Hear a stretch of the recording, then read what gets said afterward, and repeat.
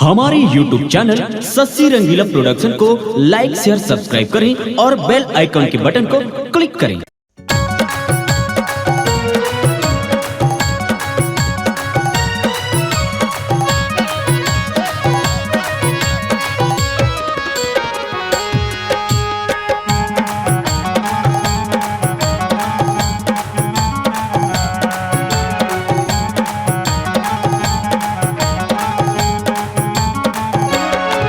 नांगर सटकाते वो फांदे हम टोलियम नांगर सटकाते वो फांदे हम टोलियम नांगर सटकाते।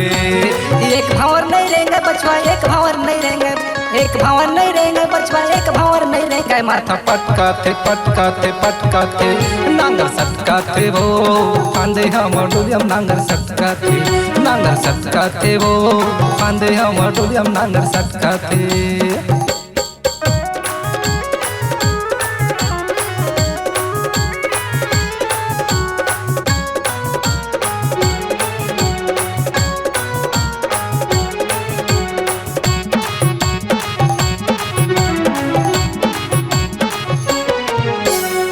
करहूँ किसानी कह के आयो तो के, करहूँ किसानी कह के आयो तो के।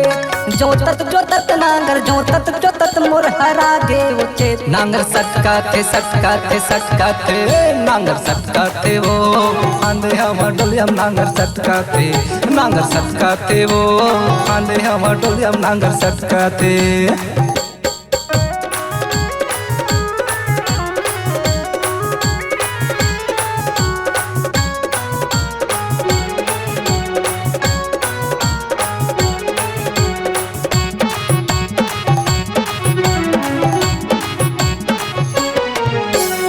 मान ज कहे ना वो सुन ले मोर बात,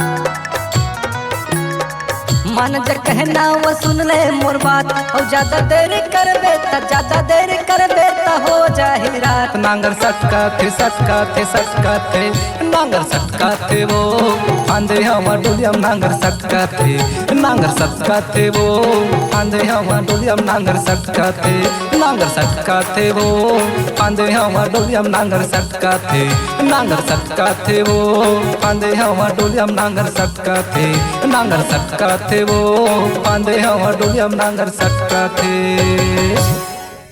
वे कलाकारों को दे रही है नाम, आप भी दीजिए अपनी आवाजों को पहचान। चले आइए Sassi Rangeela production high digital audio video recording studio, Manki Mungeli.